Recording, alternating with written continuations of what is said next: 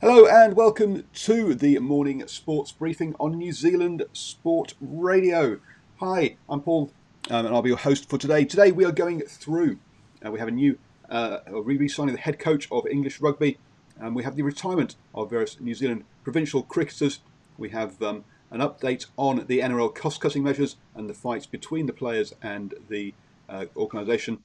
And we also announced the Belgium football champions, as well as talk about the biggest ever esports game on in the USA. And to start off with, though, I'll hand you over to Steve, who'll take you through our football news. Yes, good morning, Paul, and good morning to everyone watching the video today. In the football world, the A-League continuing to bicker like kids. So we get more players and managers leading the pay cut wars. Women's football is on the move. First up, we kick things off, like Paul said. We were going to have some champions crowned in Belgium. Yes, Club Brugge are set to be crowned Belgium champions on the 15th of April, when the league directors will be meeting up after it was recommended that they pulled this season early. They only had one game left of the regular season, and Brugge were 15 points clear at the top. Normally they do a top six playoff to determine the winner, but that's not going to be happening. The leagues will just cut the chop, pull the pin, and crown it new champions. After they are runners-up last season, they've gone the full way expectedly this year.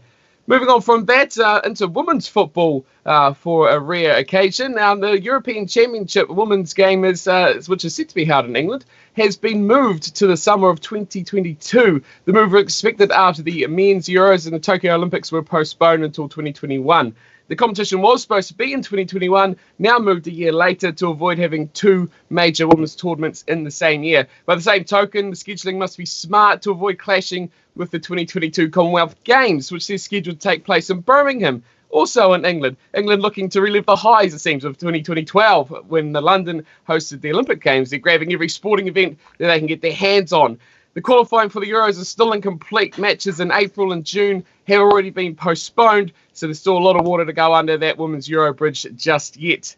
Moving into the Premier League, and it seems the clubs are taking matters into their own hands. They're not waiting on the stale pace, indecisive collective pay agreement from the FA and the clubs. Bournemouth manager Eddie Howe has become the first Premier League boss to take a voluntary pay cut. He's been quickly followed by Swansea manager Steve Cooper and chairman Trevor Birch. Norwich have jumped on the bandwagon. They've thrown in $200,000 to support their local area. And now just this morning, Atletico Madrid have also agreed to take a 70% pay cut to help the club's 430. Yes, another club with a lot of non-playing staff during Spain's state of emergency. So money thrown everywhere, all around the globe, but still in England, they just wait around and don't seem to be able to make a decision with these big clubs what they're going to do. And the finger pointing is still very much going on around there. Finally, though, on the A-League, there's a lot going on in the A-League, but it's all pretty childish going on over there. As we reported yesterday, the PFA were saying that the players could walk out of their contracts if they're not paid for more than 2 months. Now the A-League is saying that the FIFA regulations won't stand because of the way they folded under the Fair Work Act, and it protects the club against losing players. But now the PFA is saying, well, that's breaching your contract. So they're bickering like little children. It's kind of getting a bit silly and a bit pathetic, but I'm sure there'll be more on that in the future days as well. But there's two teams that aren't getting involved in that, and that's the two from Melbourne, the two moneybag clubs, the Victory and City. Melbourne Victory, they're the team that can actually make money in the A-League, and whether it's thanks to the overpriced hot dogs or maybe just because fans actually turn up to watch their team play. Yeah, they've got a 40% higher average attendance than the second highest team in the competition, which is the Wanderers. So they've actually got money to give to their players. City, on the other hand, well, I mean, if you follow the A-League a little bit, you'll know that City are owned by a group that is called the City Football Club. Now, they own Man City, they own New York City, they own about 10 or more clubs, and they've got money. They've got a cash cow, and they are the richest organisation in world football. They're owned by a member of the Abu Dhabi royal family. So if you play and work for City, I think you're in a pretty good spot. If that doesn't scream money, nothing does. Finally, the Phoenix were asked what they were doing about the situation of paying their players and staff, and they refused to comment. So nothing out of Phoenix there about their money, but I'm sure we'll hear something soon. That is the brief on football, Paul. Thanks for coming by, and enjoy your day, everyone. Thank you very much, Stephen. Now, moving on to rugby, the Japanese Rugby Football Union has cancelled the All Japan Championships due to a coronavirus. Before that, we remember we had a suspension earlier for coronavirus, and then also for a drug taking as well. So that was in their top league. So Japan has taken the move to cancel for this year. Yesterday we talked about that New Zealand Rugby had given a $250,000 critical supplement grant to each of the Super Rugby franchises. We heard from the Super Rugby bosses over yesterday, and Mike Collins for the Chiefs was saying, look, we're in a real battle, we're all fighting for survival. The number is the headline grabber, but for us it's the sentiment behind it and the other work that probably doesn't get highlighted. The business support and the hours of work several staff at New Zealand Rugby are doing for us behind the scenes. We weren't expecting contribution. New Zealand Rugby has been clear their business was really stretched, and to get that news was fantastic. Every little bit helps in our fight.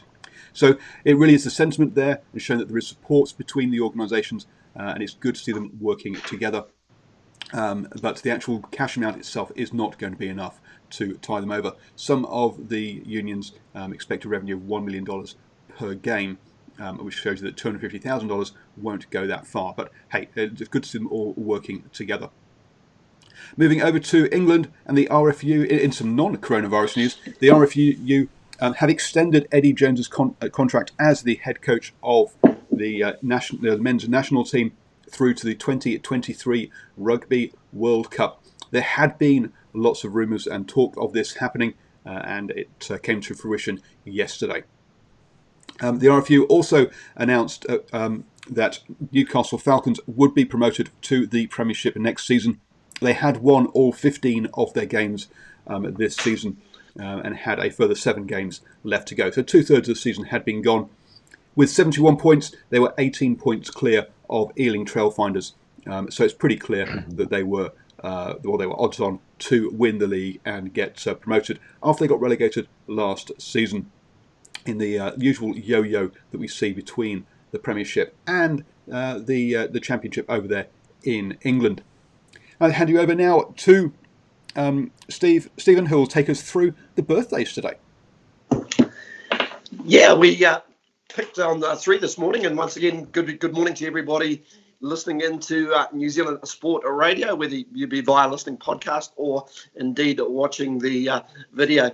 3 birthdays we've got this morning. Our first is Thomas Mario Haas, or Tommy Haas as we know him as, who was a German professional tennis player who took out 15 singles titles during his career, won around about $13 million in stakes. Now, the highlight for this particular player was watching, I don't know if it was a highlight, but he made the Australian semi-finals 3 times and also Wimbledon on one occasion.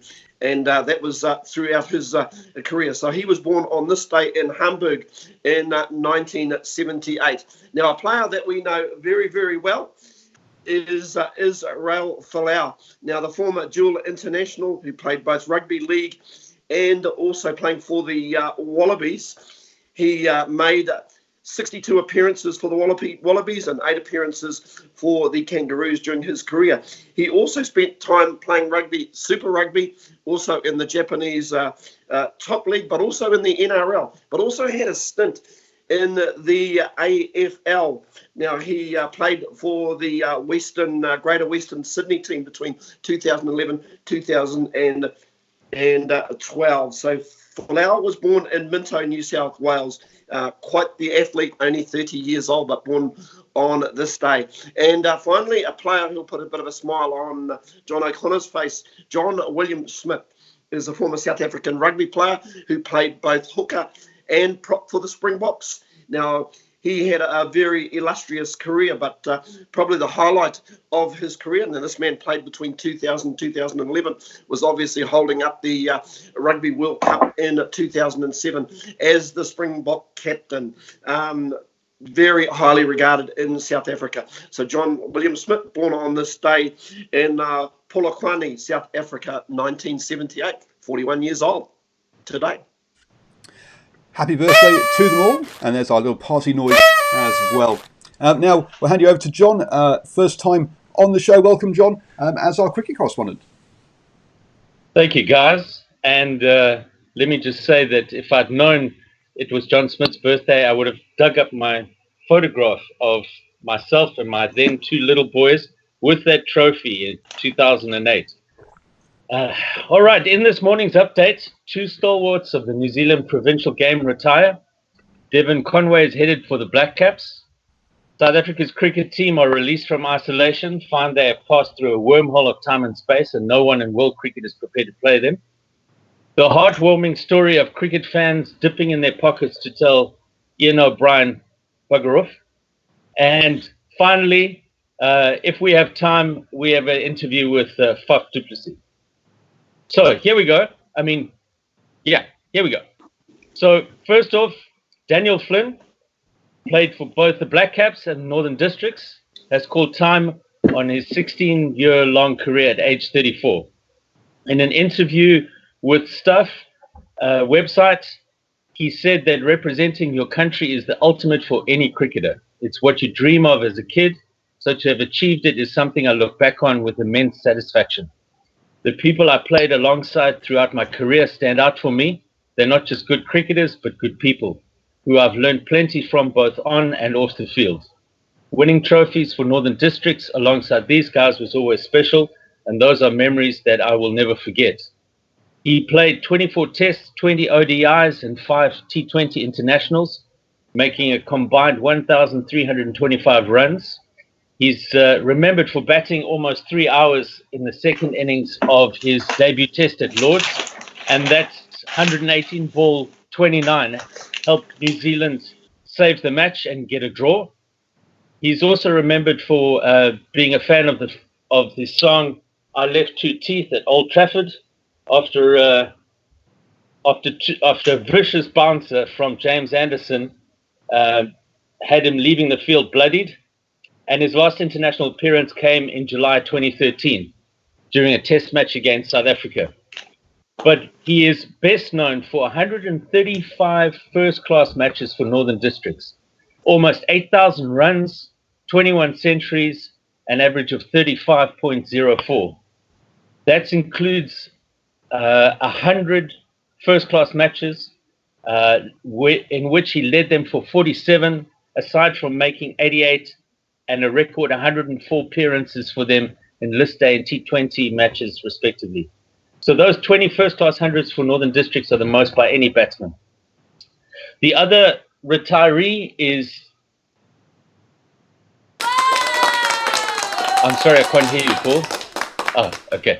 The other retiree is Andrew Ellis. Andrew Ellis played 15 ODIs and 5 T20s in 2012 and 2013.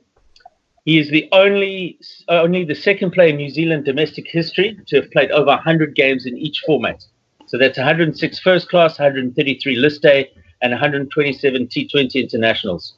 And there is some, it's a bit controversial here, but this is a player that is the only one to be named Men's Domestic Player of the Year twice by New Zealand Cricket, in 2014-2015 and the 2016-2017 season.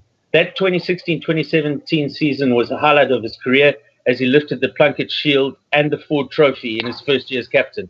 And some questions could be asked why he wasn't given a serious go in that time period as an all-rounder for the Black Caps. But there we go. Then, in heartbreaking news for me, Devon Conway, the South African-born batsman who plays for Wellington and has just lit up the provincial cricket scene this season, will be eligible to represent New Zealand from August the 28th. He has, now just listen to these figures.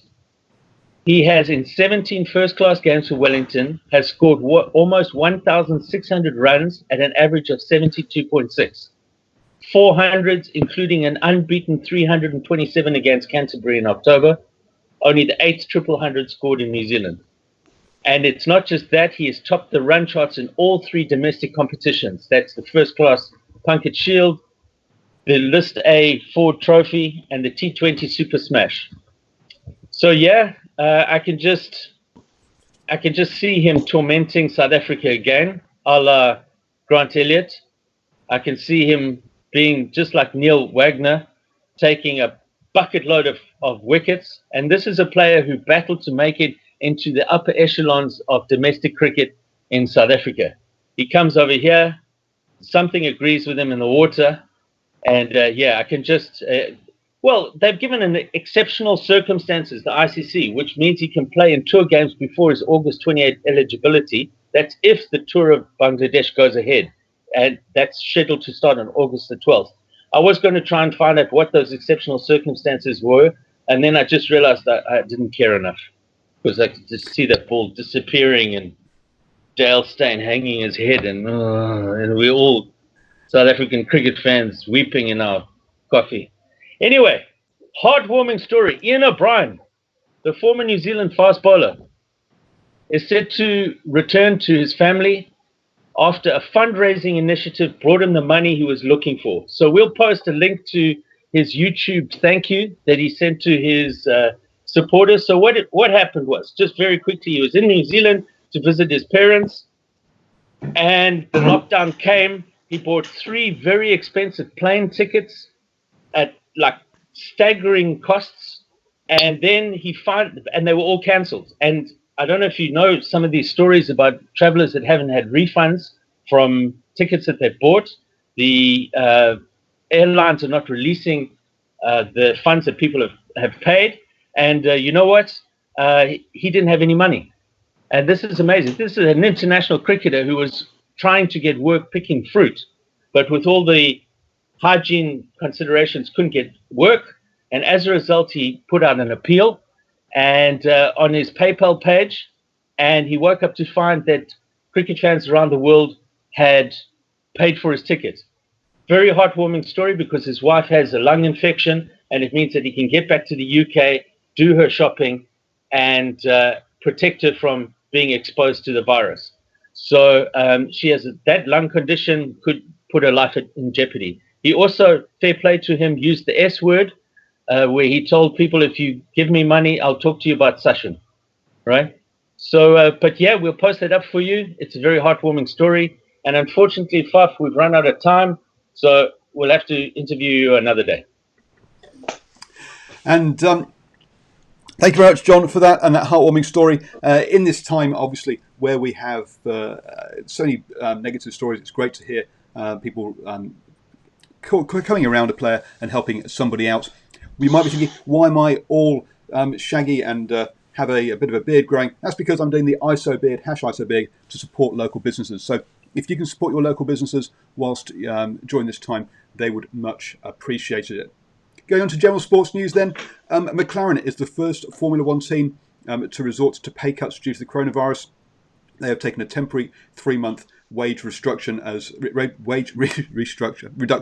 as part of their cost-cutting measures. But the team that are working on the ventilators in the UK are still on full pay. The largest ever audience for an esports event happened this week when NASCAR kicked off their NASCAR iRacing series, where 900,000 people tuned in to watch the live telecast. Unsurprisingly, after that massive audience, Fox has now committed to showing the entire series of the virtual racing season. So look, there's a silver lining to the cloud for NASCAR there, that their E-Series has absolutely taken off. I was going to say that we do have some live sport this weekend. Well, we do have some sport being broadcast this weekend in the form of WrestleMania 36, which is taking place behind closed doors. But Stephen, you were telling me that actually that this isn't going to be live, but this is all pre-recorded fights that they'll be screening this weekend. Yeah, they've pre-recorded pretty much everything for the next couple of weeks or so, with our fear of lockdown where their performance centre is, which is where everything's getting recorded. So they're pretty much doing everything they can to make sure they can still televise the weekly shows, as well as, of course, WrestleMania and things like that. But I mean, it's becoming a bit of a struggle for them without the crowds, the atmospheres, all that sort of thing is lost. They've got guys on their roster who have been ill already. if you follow up Roman Reigns, obviously suffered from leukemia in the past a couple of times, so he's been pulling the pin on any featuring just fear of his health overall. And then there's a couple of others who have actually tested positive for the virus as well, so they've pulled out. So they're teetering on a very fine line of getting something recorded and on the TV screens and, people's health, in other words. So, yeah, it's still going ahead as per at the moment, but, it's looking like there's going to be a lockdown there, and they're going to struggle, I think, post-WrestleMania to get much done. Yeah, and that's free, or they're giving free on their streaming service. So if you want to watch WrestleMania this weekend, there's 2 days of action, and you can sign up for a month free there to get that if you're really desperate on sports. So thank you everybody who for watching the show. Thank you very much to John, Steve, and Stephen for coming on. Don't forget to like the Facebook page so that you don't miss out on future shows, and also subscribe to the podcast so it drops into your phone on a daily basis. We will be adding other shows to the station, such as opinion shows, features, long form interviews, and even talk back as well. I have been thinking of doing a quiz show, so if you're interested in a sports quiz show, then please let me know down below, and hopefully that'll be coming to you in the coming weeks.